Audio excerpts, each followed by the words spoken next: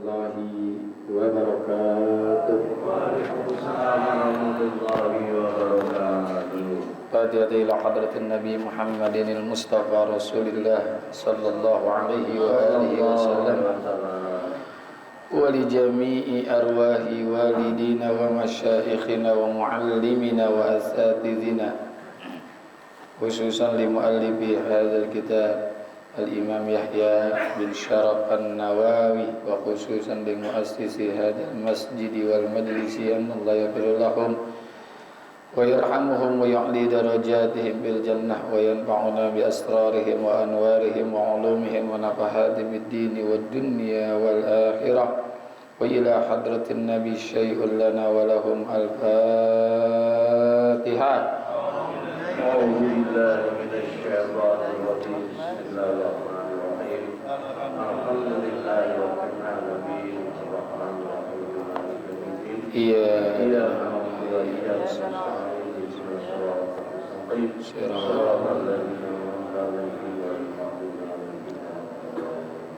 Ya Rabbi bil Mustafa balligh maqasidana waghfir lana ma madha ya wasi'al karami. Ya Rabbi bil Mustafa balligh maqasidana waghfir lana ma madha ya wasi'al karami. Ya Rabbi hayyi lana أمرنا رشدا واجعل معونتك الحسنى لنا مضدا.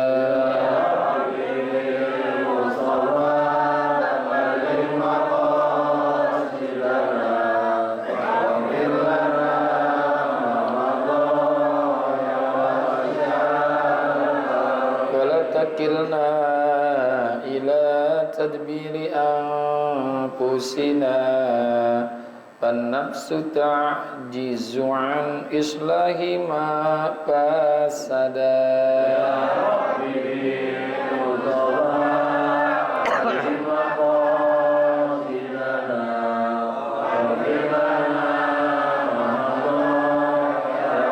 أنت العليم وقد وجهت يا أملي إلى الرجاء كوجها سائلا ويدا.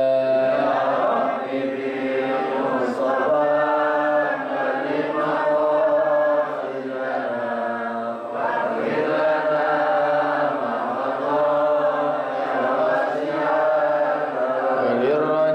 وللرجاء ثواب أنت تعلمه فاجعل ثوابي دوام ستر لي أبدا.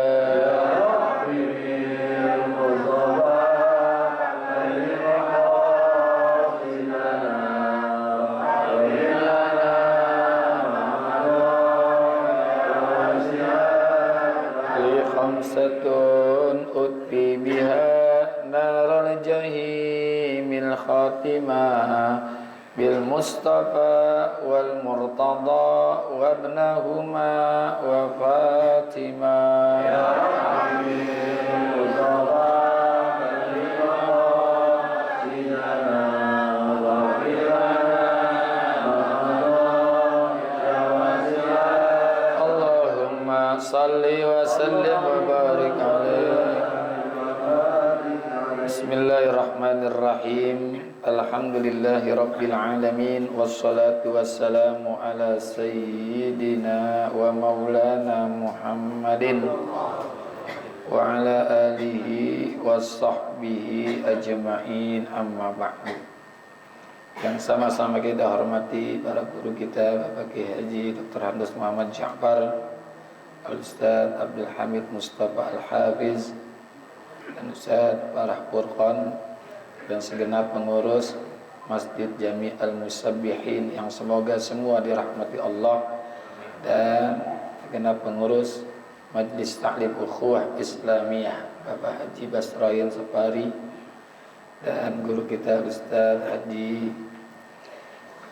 Muhammad Tahir dan juga Bapak Ustadz Haji Misjan dan seluruh para orang tua, para guru yang semoga dengan hadirnya guru-guru kita, orang-orang tua kita pada majlis ini menjadi penambah turun rahmat Allah Subhanahu wa taala.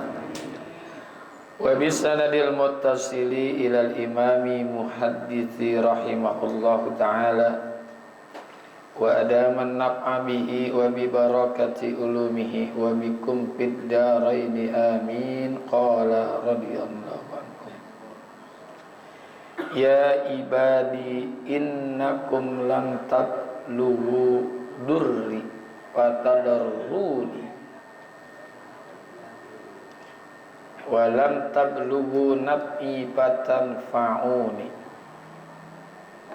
Selanjutan, ya ibadi, wahai hambaku, innakum lan tablughu durri fatadarruni. Sesungguhnya kalian tidak akan dapat menyampaikan bahaya kepadaku. Firman Allah di hadis qudsi.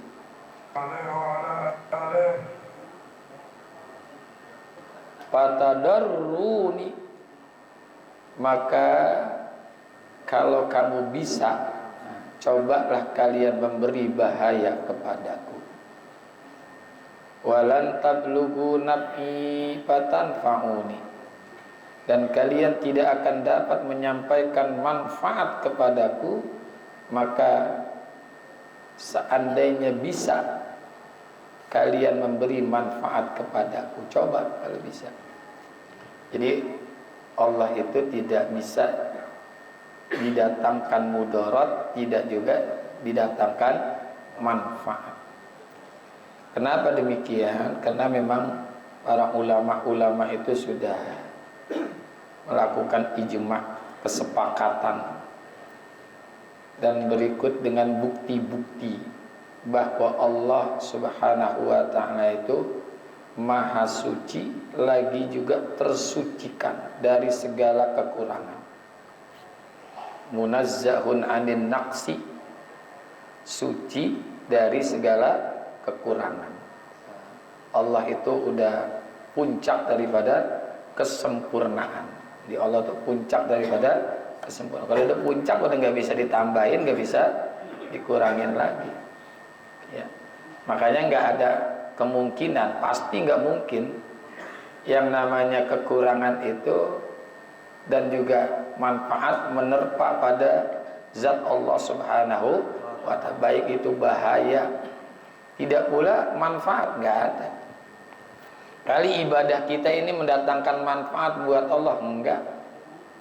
Nggak akan datang manfaat ibadah seseorang itu buat Allah. Termasuk dosa yang dilakukan oleh seseorang nggak akan mendatangkan mudarat bagi Allah. Allah tetaplah Allah yang maha tinggi, yang maha mulia, yang maha semuanya. Ya. Jadi nggak mungkin, karena begitu tinggi maha luhurnya Allah dari hal-hal yang sifatnya kurang, maka nggak bisa mendatangkan mudarat, nggak bisa mendatangkan manfaat. Jadi manusia, makhluk seluruhnya yang ada di alam ini nggak bakalan bisa mendatangkan mudarat. Maka ditantang tuh oleh Allah. Fatadarruni, kalau kamu bisa datangin mudarat, coba. Kalau kamu bisa datangkan mudarat, ya. Kalau bisa silakan. Bahkan manfaat kalau bisa datangkan manfaat, nggak bakalan bisa. Ya. Karena Allah sudah tersucikan dari segala kekurangan. Ya ibadi law anna awwalakum wa akhirakum wa insakum wa jinnakum kanu ala atqa qalbi rajulin wahidin minkum ma zada zalika fi mulki syai'a. Wahai hamba-hambaku, seandainya generasi awal kalian, generasi akhir kalian, bangsa manusia kalian, bangsa jin dari kalian, keadaan mereka itu melebihi atas hati orang yang paling bertakwa, pokoknya ibadahnya mantap. Apa kata Allah? Ma zada zalika fi mulki syai'a. semuanya itu tidak dapat menambahkan sedikit pun kekuasaanku. Ini manusia dari zaman Nabi Adam sampai akhir zaman nanti ibadah semua, bahkan ibadahnya ala atqa qalbi rajulin wahidin minkum, yang keadaan mereka itu ibadahnya melebihi atas hati paling bertakwa seorang dari kalian. Sebut aja lah manusia dari zaman Nabi Adam sampai akhir zaman ibadahnya kayak Rasulullah. Kayak Rasulullah itu ibadahnya mantap banget udah. Apa Allah nyatakan? Mazada zalika fi mulki syai'a. Semuanya itu tidak dapat menambahkan sedikit pun kekuasaan. Kalau bahasa kampungnya semeletet. Semeletet itu udah kecil dah. Sekecil apapun itu nggak bisa menambahkan kekuasaan Allah Subhanahu wa ta'ala. Kenapa? Karena kerajaan Allah Ta'ala itu berada pada puncak kesempurnaan, udah paling tinggi, nggak bisa ditambahin lagi, ya. Dimana nggak ada tuh bertambah dengan sebab ketaatan para makhluk, enggak. Nah ini artinya ibadah itu bukan untuk Allah, tapi ibadah itu untuk orang yang ibadah itu sendiri, ya. In ahsantum ahsantum li anfusikum wa in asahtum fala. Surah Al-Isra. In ahsantum ahsantum li anfusikum. Jika kalian berbuat baik, kebaikan itu kembali pada dirimu sendiri. Wa in asahtum, begitu juga kalau dosa, sama. Jadi Allah itu enggak butuh ibadah kita. Emang Allah butuh ibadah kita? Enggak. Ya. Allah enggak butuh ibadah kita. Justru yang butuh ibadah itu adalah kita semua. Allah tetaplah Allah yang maha tinggi, yang maha besar, yang maha segalanya. Jadi Allah enggak butuh ibadah kita. Kalau di dalam kalimat inna sholati wa nusuki wa mahyaya wa mamati lillahi rabbil, itu lillahnya bukan untuk, tapi karena Allah, ya. Jadi Allah itu enggak butuh ibadah kita. Yang butuh ibadah adalah diri kita. Termasuk juga lau anna awwalakum wa akhirakum wa insakum wa jinnakum kanu ala abjari qalbi rajulin wahidin minkum ma naqasa zalika fi mulki syai'a. Seandainya orang-orang terdahulu, orang-orang yang akan datang, baik dia bangsa manusia ataupun jin di antara kalian, yang mereka itu memiliki kedurhakaan di dalam hatinya di atas orang yang paling durhaka, mana qasa zalika fi mulki syai'a. Semuanya itu tidak bisa menambah, mengurangi sedikit pun kekuasaan manusia dari zaman Nabi Adam sampai akhir zaman. Perilakunya bejat lah, durhaka semua. Dan kedurhakaannya kayak Fir'aun gitu dah. Kan Fir'aun manusia yang paling bejat tuh, ya. Kalau iblis masih ngakuin adanya Allah, eksistensi Allah masih diakui oleh iblis. Rabbi anzirni ila yaumi yub'atsun. Ya Tuhanku, tangguhkanlah kematianku sampai mereka dibangkitkan. Ini artinya iblis itu masih mengakui adanya Allah. Tapi kalau Fir'aun bukan hanya nggak mengakui keberadaan Tuhan, tapi justru dia ngaku sebagai Tuhan. Ini kalau manusia dari zaman Nabi Adam, lagunya, perilakunya, karakternya semua kayak Fir'aun gitu. Lagunya brengsek semua dalam manusia. Mana qasa zalika bi mulki syai'a. Semuanya itu tidak bisa mengurangi kekuasaanku sedikit pun. Kali kalau Allah enggak disembah, Allah turun jabatan, enggak. Entar 20 Oktober baru pada turun jabatannya tuh. Ya. Itu masih dipercaya, tapi udah turun. Kalau Allah enggak ada masa pensiunnya, terus Allah itu tetap Tuhan. Nah, ini artinya dosa yang dilakukan oleh seseorang, oleh kita nih, itu nggak ada pengaruh bagi Allah. Kalau bahasa anak sekarang nggak ngepek, Nggak ngepek buat Allah itu dosa yang dikerjain sama orang. Ya, meskipun manusia semuanya berbuat dosa, nggak ada fungsi bagi Allah, nggak ada efek, ya, nggak ada pengaruh bagi Allah. Jadi ibadah yang dilakukan oleh manusia tidak ada pengaruh bagi Allah, dan dosa yang dilakukan oleh manusia pun tidak ada pengaruh bagi Allah. Karena ayatnya tadi, in ahsantum li anfusikum wa in asatum falaha. Maka di sini perlu kita jadikan ibadah itu sebagai kebutuhan. Karena kalau butuh itu biasanya melakukannya dengan sungguh-sungguh. Kayak orang butuh akan nafkah, itu berangkat kerjanya dari sebelum subuh udah berangkat. Dari gelap sampai gelap lagi baru pulang, sungguh-sungguh. Kenapa? Karena demi memberikan nafkah, ya, mencari nafkah. Makanya nyarinya sulit. Begitu juga kalau ibadah kita jadikan kebutuhan, maka ibadahnya pun akan sungguh-sungguh, ya. Sebetulnya ibadah itu banyak, bukan hanya disebut sholat, puasa, haji, zakat, bukan itu saja. Itu mah ibadah tuh mahdoh, ibadah yang sudah termaktub perintahnya di dalam Al-Quran. Ada ibadah ghairu mahdoh, enggak tercantum di dalam Al-Quran itu sebagai ibadah. Kalau istilah kerennya ada ibadah definitif, ada ibadah indefinitif. Saya juga gak paham itu pemaknaannya itu, ya. Pokoknya ibadah yang mahdoh dan ghairu mahdoh, banyak ibadah. Ini ibadah, itu ibadah, di mana-mana ada ibadah, gitu ya. Gitu. Menuntut ilmu, mencari nafkah, makan, minum, tidur di rumah. Bagi yang beriman semua jadi ibadah. Apa aja, makan, minum, tidur. Kalau orientasinya untuk ibadah, itu jadi nilai ibadah. Makanya makan jangan sekedar makan, ada niat yang kita lakukan sebelum kita makan. Untuk apa? Untuk sholat zuhur. Itu makannya ada nilai ibadah. Makanya makan dulu, jangan sholat dulu.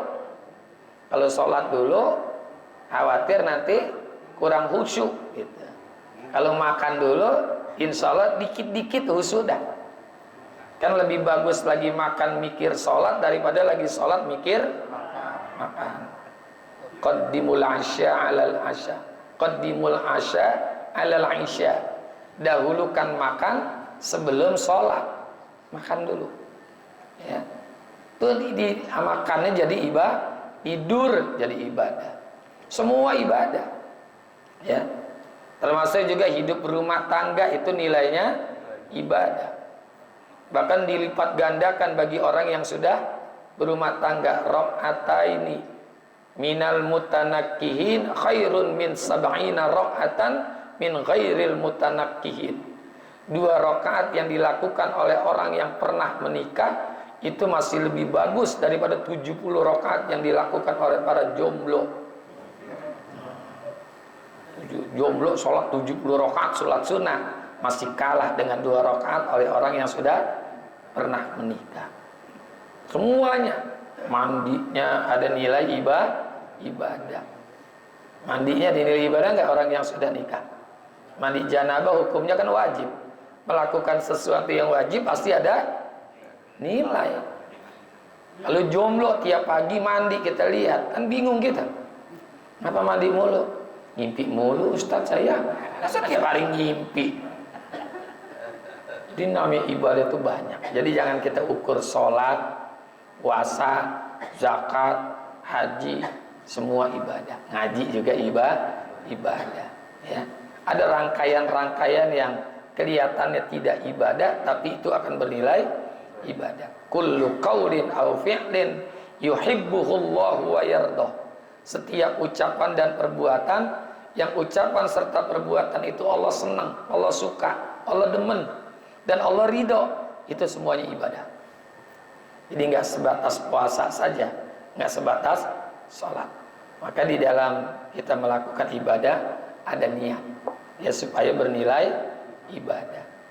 Tuh, jadi biar harus kita perhatikan ini, kita jadikan semuanya ini ibadah. Yang membedakan ibadah atau bukan kan niat. Karena fungsi niat itu ada dua. Yang pertama, membedakan antara perbuatan biasa dengan perbuatan ibadah. Kalau kita wudhu nggak ada niatnya, sama aja cuma cuci muka aja, cuci tangan, nggak ada nilai ibadah. Tapi kalau ada niatnya, nawaitul wudu'a, itu jadi nilai. Jadi ini nilai. Yang kedua, fungsi niat itu adalah membedakan satu ibadah dengan ibadah yang lain. Kayak sholat fardu dengan sholat sunnah, niatnya beda nggak? Nah, itu membedakan satu ibadah dengan ibadah-ibadah yang lainnya. Maka innamal a'malu binniyat. Ibadah itu, amal itu tergantung daripada niatnya. Jadi kesimpulannya, kebaikan yang dilakukan oleh seseorang tidak ada berpengaruh bagi Allah. Allah tetap Allah yang maha tinggi dan yang maha mulia. Termasuk juga dosa yang dilakukan oleh seseorang, bahkan manusia semua berdosa, itu pun tidak ada pengaruh bagi Allah. Ma naqasa zalika bi mulki syai'a. Semuanya itu tidak dapat menambahkan kekuasaanku, ya, sedikit pun, sedikit kagak ada bisa, ya. Jadi ibadah kita nggak ada pengaruh bagi Allah, dosa kita juga nggak ada pengaruh bagi Allah. Allah sih tetap Allah aja, dan Allah tetap ngasih, ya, rezeki buat kita, nggak ngaruh tuh bagi Allah. Kali Allah, kalau ada orang gak ibadah, aku berhentiin lah, kasih lah. Apain? Hidup agak ibadah, udah nggak usah dikasih. Begitu nggak Allah? Enggak, tetap aja dikasih rezekinya, nggak putus, ya. Bahkan lebih galak PLN. Di Warakas ada orang nggak sembahyang 5 tahun, masih hidup nggak? Masih hidup. Coba nggak bayar listrik 3 bulan, dicabut dia, betul nggak? Iya. Kalau Allah mah tetap aja. Itulah Allah, nggak pengaruh tuh. Jadi dosa orang yang melakukan dosa itu nggak pengaruh bagi Allah. Rezeki tetap dikasih, kekuasaan tetap tinggi. Itu makna mana qasazalika bi mulki syai'a. Ya ibadi, lau anna awwalakum wallahu a'lam bissawab. Nanti ini masalah permohonan kita kepada Allah tentang hal-hal yang kita butuhkan dalam urusan duniawi, ya, dalam urusan duniawi. Nah, mudah-mudahan ada tanyaan nggak? Nggak, ya? Dikasih kesempatan nih, tanya satu pertanyaan. Silakan, ibu-ibu.